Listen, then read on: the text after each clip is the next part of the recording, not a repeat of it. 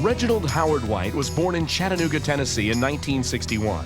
An active youngster, Reggie fell in love with football at an early age. I picked up a football probably around the age of 9.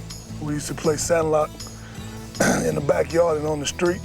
I liked the contact, I liked to hit, and didn't like being hit much, but I liked the contact and the competition of the game.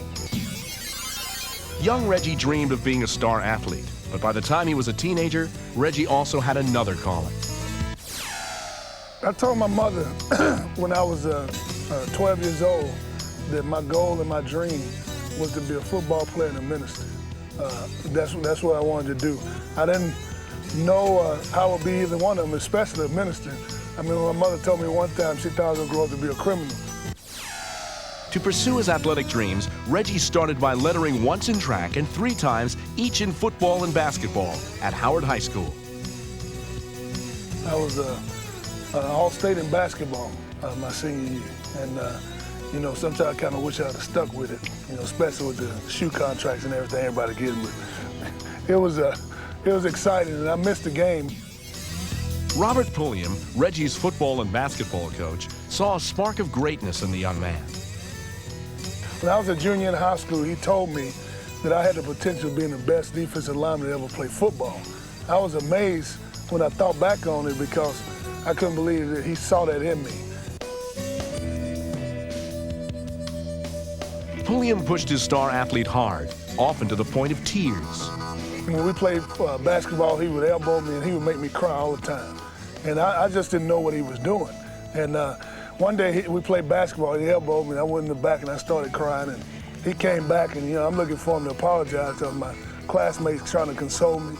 And he came back in the back, grabbed me in the chest, looked at me in the face and said, "If you expect me to apologize, you're crazy."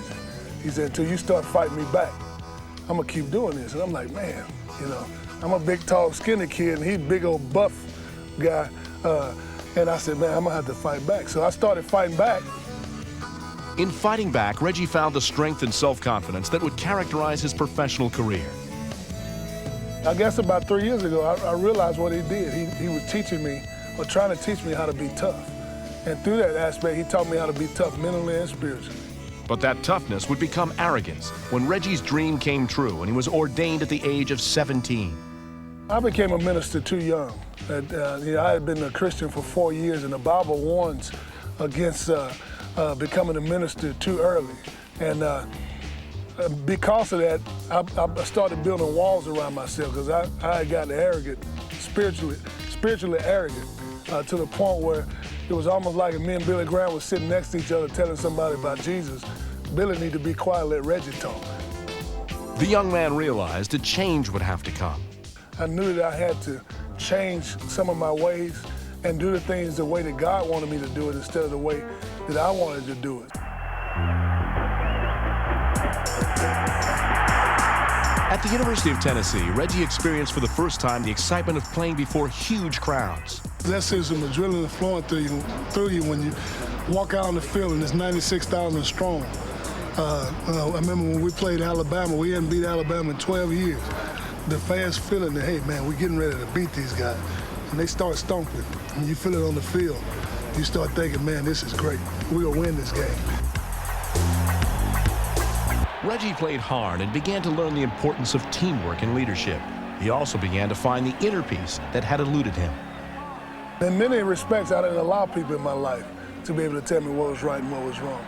And when I began to allow people in my life, like my pastor, and and then of course getting married, that helped me out a whole lot because I began to see what my responsibilities was. By his senior year at UT, Reggie was team captain.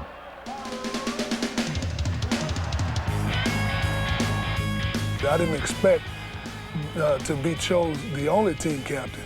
Usually you have an offensive player and a special teams player.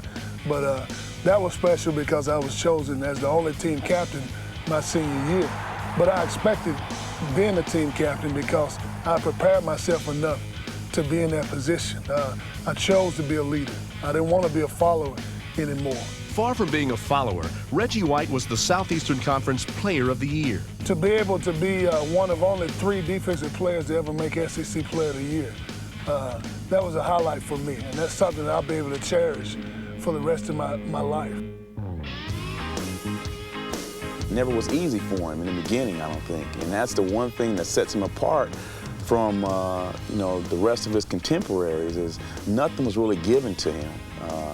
He went to the USFL and he didn't go to the NFL, and he had to come to the NFL in a situation where he had to prove himself.